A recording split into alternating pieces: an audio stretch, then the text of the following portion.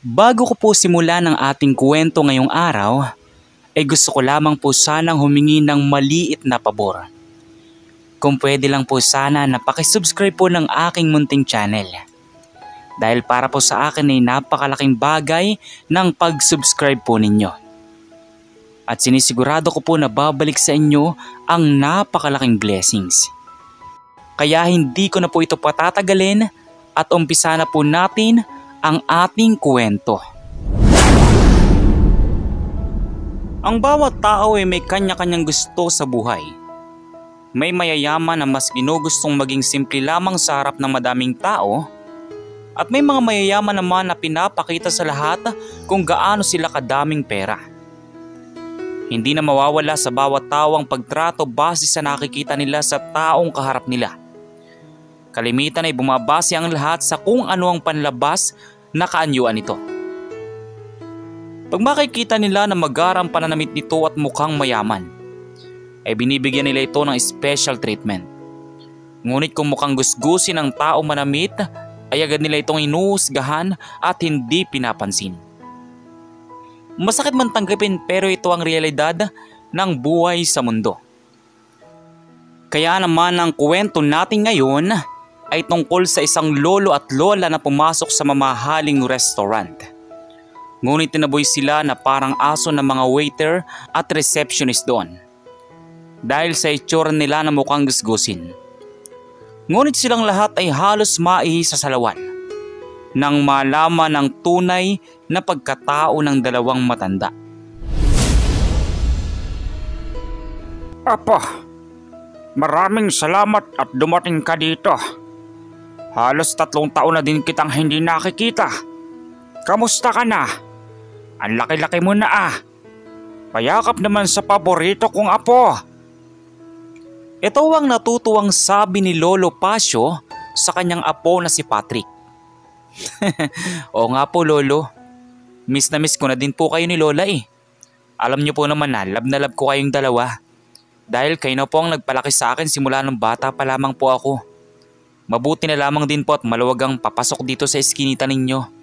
At nagkasya po ang sasakyan ko. Nakangiting sabi naman ni Patrick sa dalawa.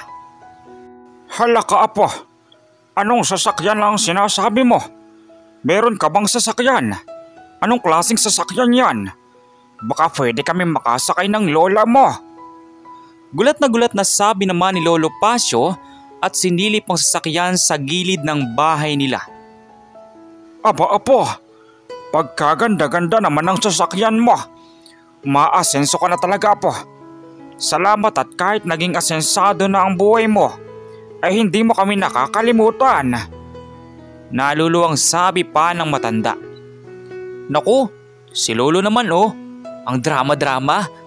Kayo pa po ba ni Lola ang makakalimutan ko? Ay kayo na lamang pong natitirang pamilya ko. Tsaka never ko po kayo makakalimutan. Ako po mag-aalaga sa inyo hanggang sa huling sandali ng buhay po natin. Nakangiting sabi niya. Lumaki sa probinsya itong si Patrick. Inalagaan siya ng kanyang lolo at lola simula nang mamatay ang kanyang mga magulang sa isang aksidente. Simula noon ay sa probinsya na siya naglagi sa bahay ng kanyang lolo. Sinikap na pag-aralin simula elementarya hanggang makatapos ng kolehiyo. Kaya ganoon na lang ang utang na loob niya sa mga ito. Nang makapagtapos ang pag-aaral noon bilang business administration, agad na lumuwas sa Maynila upang doon maghanap ng trabaho. Mabuti na lamang at natanggap siya doon bilang office staff. Hindi man malaki ang sweldo, pero tinaga niya na lamang para makapag-ipon ng pera sa loob ng 2 taon na pagtatrabaho niya. Ayaw niya din kasi na habang buhay na maging isang alipin ng ibang amo. Dahil para sa kanya ay walang yumayaman sa pagiging empleyado at utusan lamang. Kaya naman sa loob ng 2 taon ng kanyang pagtatrabaho ay nakaipon na siya ng sapat na pera upang magtayo ng sarili niyang negosyo na kainan. Mahilig din kasi siyang mag-eksperimento ng iba't ibang putahe. Kaya naman ito ang napili niyang gawing negosyo. Nagtayo siya ng isang branch na naging simula ng kanyang pag-asenso sa buhay.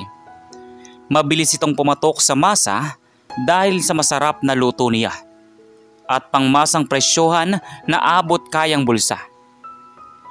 Ilang buwan lamang matapos magtayo ng isang branch ay nagtayo na naman siya ng panibago sa iba't ibang lugar sa Maynila.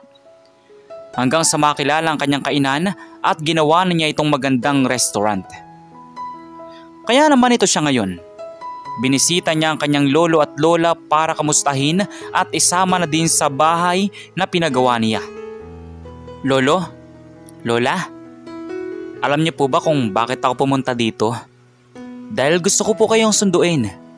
Dahil iuwi ko na po kayo sa bahay na pinagawa ko sa Maynila. Para palagi na po kayong may kasama araw-araw. Ako na po magbabantay sa inyo at mag-aalaga doon.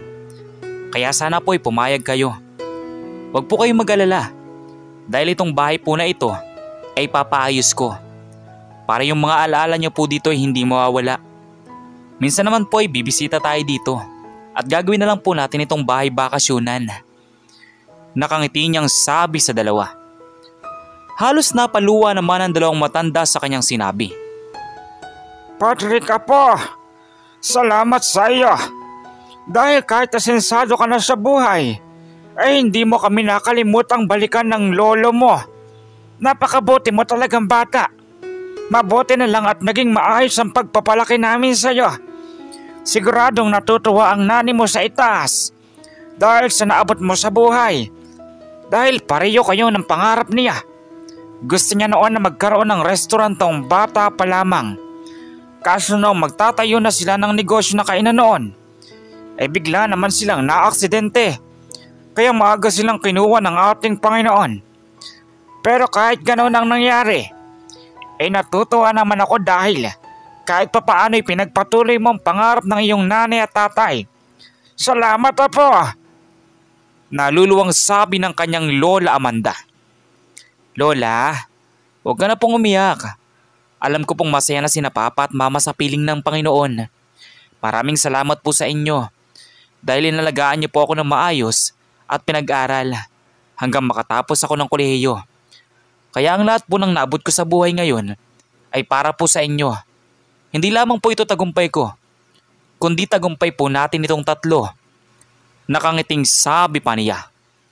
Basta Apo, ang palagi lamang naming paalala sa iyo ay palagi kang magpapakumbaba sa taong makakasalamuha mo. Huwag kang papayag na baguhin ka ng pera dahil yan na magpapabagsak sa iyo. Tulad ng turo namin sa inong bata ka pa lamang na palaging ibaba ang sarili at huwag magmamataas. Dahil lang siyang nagpapakumbaba ay palaging itinataas ng ating Panginoon. Maliwanag ba Apo? Maaasahan ba namin ito sa iyo? Paalala pa ng kanyang lolo. Opo Lo, palagi ko pong tinatanda ng mga pangaral niyo sa akin ng bata pa lamang po ako. Kaya wag po kayong mag-alala. Hindi po ako papayag na baguhin ng pera ang aking pag-uugali. Salamat po sa lahat ng mga turo ninyo sa akin. Nakangiti niyang sabi. Maiba po tayo, Lo, La. Tara na po. Handa na po ba kayo para sa biyahe natin papuntang Maynila po? Pag-iiba niya sa usapan at niyaya na ang kanyang lolo at lola. Agad namang nag-asikaso ang mga ito ng gagamiting gamit para sa pagluwas sa Maynila. Dinala lamang nila ang ilang mga mahalagang gamit at iniwan na ang iba. Samantala sa kabilang banda naman, halos inabot sila ng 6 na oras sa biyahe bago makarating sa bahay ni Patrick. Labis-labis na nagulat ang dalawang matanda nang makita ang bahay nito dahil sa sobrang laki nito at ganda. Grabe Apo, hindi ako makapaniwala. Bahay mo ba talaga ito? Mangkalalaki at mukhang malawak ang loob. Tuwang-tuwa na sabi ng kanyang lola. Naku Amanda, tila pinagtitripan ata tayo ng apo natin. Manglaki ng bahay na ito para sa kanya mag-isa. Apo, totoo ba ito? Ito ba talaga ang bahay mo? Huwag mo naman kaming pinagtitripan ng lola mo. Sabi pa ni Lolo Pasio. Lolo naman, hindi ko po kayo pinagtitripan ni Lola. Bahay ko po talaga ito. Kaya pinalaki ko po ang bahay na iyan para po sa inyong isang kwarto doon. At syempre, pag magkakaasawa po ako at magkakaanak, mas malaki po ang lalaro na magiging apo ninyo sa tuhod. Natatawa niyang sabi. Naka po, kailan pa kaya kami magkakaapo sa'yo? Baka bago mangyari yun wala na kami dito sa mundong ito. Kaya dapat bilisan mo ang pag-aasawa. At para naman makapiling pa namin ang magiging apo namin sa'yo, habang medyo malakas-lakas pa kami. Natatawang sabi ng kanyang lolo. Nagtawanan silang tatlo dahil sa kanilang pinag-uusapan bago tumuloy sa loob ng bahay. Mas lalo pang namangha ang dalawang matanda nang makita ang kabuuan nito sa loob. May nagagandang chandelier, malaking TV at mga kama na sobrang lalambot. Kaya naman ang dalawang matanda ay agad nang humiga sa malambot na kama upang maranasan naman lamang ito. Nasanay kasi sila na tumanda na lamang na nakahiga lamang sa papag na gawa sa kahoy. At para makapagpahinga na din sila dahil sa haba ng biniyahe nila mula probinsya hanggang Manila. Samantala kinabukasan naman ay gumising na maaga itong si Patrick upang ipagluto ng almusal ang kanyang lolo at lola.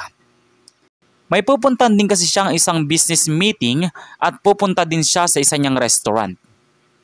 Bago umalis ay hinanda na niya ang pagkain ng dalawang matanda at nag-iwan na lamang siya ng sulat sa lamesa upang malaman nila kung saan siya pupunta. Hindi din kasi marunong ang mga ito na mag-cellphone. Kaya ito na lang ang ginawa niyang paraan upang hindi na magpaalam sa natutulog na matanda. Agad siyang nagbiyahe papunta sa business meeting niya. At matapos noon ay dumaan siya sa isa niyang branch ng restaurant. Kinamusta niya doon ang lahat ng kanyang mga empleyado kung okay lamang ba sila. At pinaalalahanan ng mga ito na dapat ay pantay-pantay ang trato nila sa mga customer na papasok. Mukhang mahirap man o mayaman. Matapos noon ay agad na siyang umalis at dumiretso sa bahay. Nadatnan niya doon ang dalawang matanda na kumakain. 12:00 na din kasi ng tanghali nang makauwi na siya. Apo, tamang-tama ang dating mo. Nagluto ako ng paborito mong sinigang na hipon. Kumain ka na at sabay-sabay na tayo, sabi ng kanyang lola Amanda. Alam kasi ng matanda na ito ang paborito niyang ulam noong bata pa siya. Wow, lola! Ang sarap naman po niyan. Salamat po sa pagluluto ng sinigang. Namiss ko po ito. Tuwang-tuwang sabi niya bago umupo sa lamesa at nakipagkwentuhan habang kumakain. Madami silang napagkwentuhang tatlo. Isa na doon ang mga iba't ibang branch niya ng restaurant sa Maynila. Meron din pala siyang restaurant malapit sa kanilang bahay na tinitirhan. 10 bahay lamang ang pagitan at nadoon na sila. Ito daw ang kauna-una niyang pwesto na sinimulan. Malapit lang pala ang restaurant mo dito, Apo. Pwede bang minsan ay bumisita kami doon ng lola mo? Dahil nabuburiyo kami sa bahay lang palagi. Gusto namin makagala-gala, sabi ng kanyang lolo.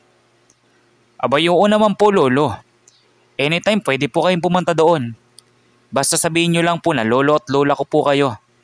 Sigurado nga asikasuhin po nila kayo. Mababait po mga staff ko doon. Tsaka tamang-tama po. Malapit lang naman po kayo doon. Madali lang pong puntahan. Sa ngayon ay hindi ko po kayo madadala doon dahil sobrang busy po talaga ako. Pero don't worry po. Pag natapos na lahat ng ginagawa ko, igagala ko po kayo doon at ipapatikim ko ang specialty namin doon. Nakangiting sabi ni Patrick. Samantala mabilis na lumipas ang isang araw. Kinabukasan ay maagang umalis si Patrick para muli sa isang meeting. Tulad ng nakaraan ay pinagluto na niya ang dalawang matanda ng pagkain bago umalis.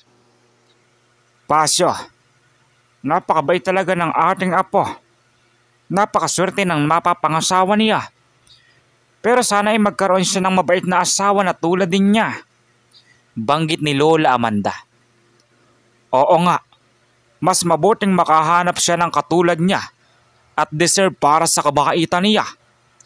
Uwi ka naman ni Lolo Pasyo. Habang nagkukwentuhan sa lamesa ang dalawa ay napag-isipan nila na bumisita sa restaurant na sinasabi ng kanilang apo na malapit lamang sa bahay. Kinuha nila ang ID ni Patrick na iniwan ito upang maipakita sa receptionist ng restaurant kung sakaling makadating na sila doon. Dahil boring na sa bahay ang dalawang matanda ay nagkasundo sila na pumunta doon. Ilang minuto lang silang naglakad at nakadating na sila sa harap ng restaurant. Nagulat naman sila nang makita na madaming tao ang kumakain doon. Kaya nagdalawang isip sila na papasok pa ba o hindi. Amanda, nakakahiyang pumasok sa loob. Mukhang mayayaman ang mga kumakain dyan at may mga kaya. Sabi ni Lolo Pasio sa asawa. Naku Pasio, okay lang yan. Dahil sa apo naman natin ng restaurant na iyan. Tsaka isa pa, di ba sinabi naman ni Patrick na mababait ang empleyado dyan? Siguradong papapasokin tayo dyan. At may dala din tayong ID ng apo natin. Sabi ni Lola Amanda. Nilakasan nila ang loob at agad na pumasok sa restaurant. Sinalubong naman sila ng nakasimangot na receptionist at tinanong kung ano ang kailangan nila. Gusto sana namin kumain sa restaurant, sabi ng dalawa.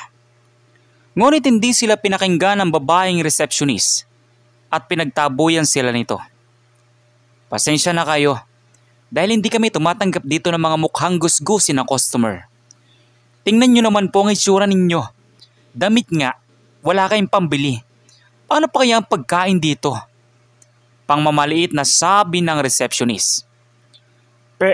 Pero ang sabi ng apo namin ay pwede kaming pumasok dito at mababait daw ang tao dito. We-welcome daw kami ng maayos. Tsaka kaya gantong mga suot namin ay dahil sanay kami sa gantong suot. Dahil lumaki kami sa probinsya na simple lang ang buhay. Nakangiti pa ding sabi ng matanda. Kahit na inalipusta na sila at pilit na pinagtatabo yan. Bakit po kayo papapasokin dito basta-basta? Tsaka sino po bang tinutukoy ninyong apo? Wala kaming pakialam sa apo ninyo kung sino man siya. Kaya wag na po kayo magpumilit na pumasok dito. Nagagalit na sabi na ng babae. Dahil sa kaganapan ay madami ng taong nakaisyoso. May mga nagla-live sa cellphone at kumukuha ng video sa pagtataboy sa dalawang matanda. Maya-maya pa ay dumating ang manager dahil sa kaguluhan. Kinausap niya ng maayos ang dalawang matanda at tinanong kung ano ang pangalan ng sinasabi nilang apo. May kinuha ang dalawang matanda sa loob ng bag na dala nila. Hinugot ang isang ID at iniabot sa manager. Nang makita at mabasa ang pangalan ng tinutukoy nilang apo, ay halos sa gulat ang manager. Dahil ang nakalagay sa ID ay walang iba kundi ang may-ari ng restaurant na pinagtatrabahuhan nila. Walang iba kundi si Patrick. Para masigurado na nagsasabi ng totoo ang dalawang matanda, ay tinawagan ng manager si Patrick at sinabi sa kabilang linya na may dalawang matanda na gustong makapasok sa restaurant at apo daw siya nito. Kaya naman dali-daling nagbiyahe si Patrick papunta sa restaurant na sinabi ng manager. At laking gulat nga niya nang makita ang kanyang lolo at lola na nasa labas ng pintuan. Lola, ano pong ginagawa niyo dito? Bakit hindi po kayo pumasok sa loob? Okay lang po ba kayo? Nag-aalalang sabi ni Patrick. Paano kami makakapasok, apo? Pinagtabuyan kami ng receptionist nyo dito sa restaurant na ito. Mahirap lang daw kasi at wala kaming pangbayad. Sumbong pa ng dalawang matanda. Sa narinig ay dali-dali siyang pumasok sa loob ng restaurant at kinausap ang receptionist. Totoo ba na pinagtabuyan mo sila kanina? May nahong tanong niya sa babae. Opo sir. Di ko po kasi alam na sila po pala ay lolo at lola niya po. Pasensya na po. Nanginginig na sabi ng babae. Di bang sabi ko sa inyo, wag na wag kayo babase sa panlabas na itsura ng isang tao. Bagkus ay maging pantay-pantay ang trato natin sa lahat. Ano to? Bakit ganito kayo magtrato? May nahon pa ding sabi ni Patrick sa mga ito. Sumingit naman ang manager sa usapan. Pasensya na po sir. First day lang po kasi ng receptionist natin dito. Hindi ko pa po napapaliwanag sa kanya ang lahat-lahat ng dapat niyang gawin. Masyado po kasi akong nabisi kanina dahil madami pong customer. Muli po, pasensya na po. Sabi pa ng manager. Nilapitan naman ni Patrick ang dalawang matanda at siya nang humingi ng pasensya sa dalawa.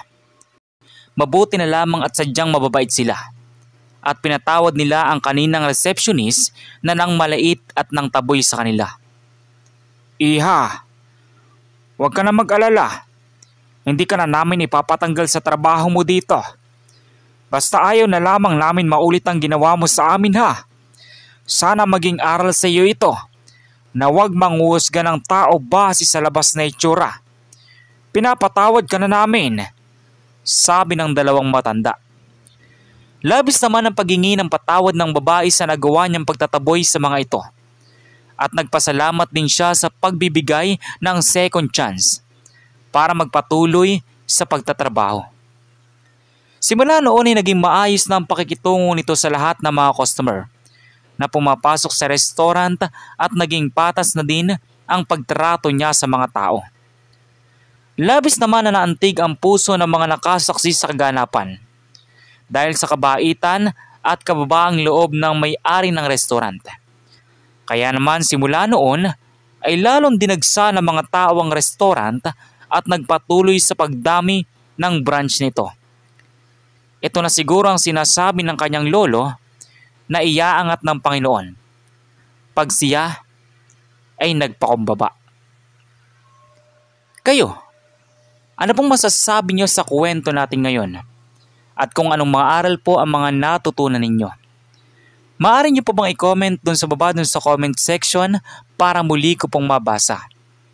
So once again, inuulit ko pong muli. Ako po si Tamoxki TV. Kita-kita po tayong muli sa mga susunod pa nating maraming mga video. Thank you and God bless you all. Peace out.